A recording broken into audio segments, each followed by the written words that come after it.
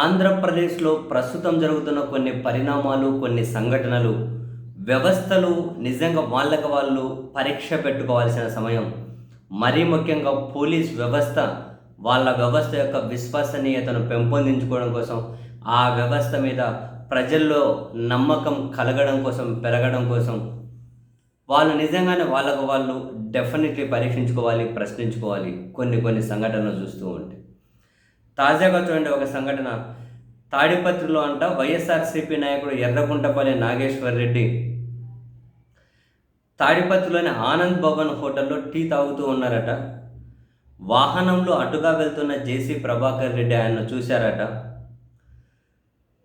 So ఆ వెంటనే వీడిని ఇంకా వదిలేశారా ఇంతవరకు అని చెప్పి వాళ్ళ అనుచరులను రెచ్చగొట్టారట.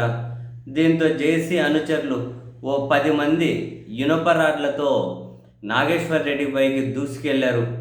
వారి నుంచి తప్పించుకునేందుకు ప్రయత్నించిన నాగేశ్వర్ రెడ్డిని రోడ్డు పైన వెంబడించి తరిమి తరిమి దాడి చేశారట. రోడ్డు పైన పరిగెడుతుంటే దాడి చేసుకుంటూ పోయారట.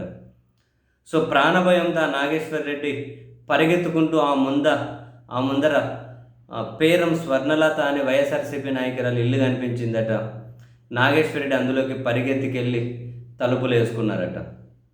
సో అక్కడి నుంచి జేసీ అనుచరులు వెళ్ళిపోగానే పేరం అమర్నాథ్ రెడ్డి స్థానికులతో కలిసి బాధితుడిని స్థానిక ప్రభుత్వ ఆసుపత్రికి తీసుకెళ్లి చికిత్స చేయించారట. ఇంకా రోడ్డు మీద రాడ్లు పట్టుకొని వెంబడించి కొట్టి దాడి జరుగుతుంటే పోలీసులకు తెలియకుండా ఉండదు కదా. సో ఈ విషయం తెలుసుకున్నారట పోలీసులు. ఆసుపత్రి దగ్గరికి చేరుకొని దాడి వివరాలేంటి, ఏం జరిగింది అని ఆరా తీశారట. అయితే ఈ బాధితుడు ఎవరైతే ఉన్నారో ఈ బాధితుడు మీకు చెప్పి ప్రయోజనం ఏంటి? మీరు ఏమైనా చర్యలు తీసుకునేది ఉందా, పెట్టేది ఉందా? మీ దగ్గర కేసు పెట్టి దేనికోసం? మీరు నా దగ్గరకు వచ్చి అడగడం దేనికోసం? ఏం జరిగిందో అందరికీ తెలుసు, చూస్తున్న వాళ్ళకి తెలుసు, వెంబడించి దాడి చేయించుకున్న నాకు తెలుసు. నేను ఈ వివరాలన్నీ మీకు చెప్పినాను అనుకోండి, మీరేం చేస్తారు? మీ దగ్గర కేసు నేను పెట్టినాను అనుకోండి, ఏం ప్రయోజనం దానివల్ల? నేను మీకు వివరాలు చెప్పను, నేను మీ దగ్గర కేసు పెట్టను, ఉండని పోండి అని చెప్పి పంపించేశారట. నిజంగానే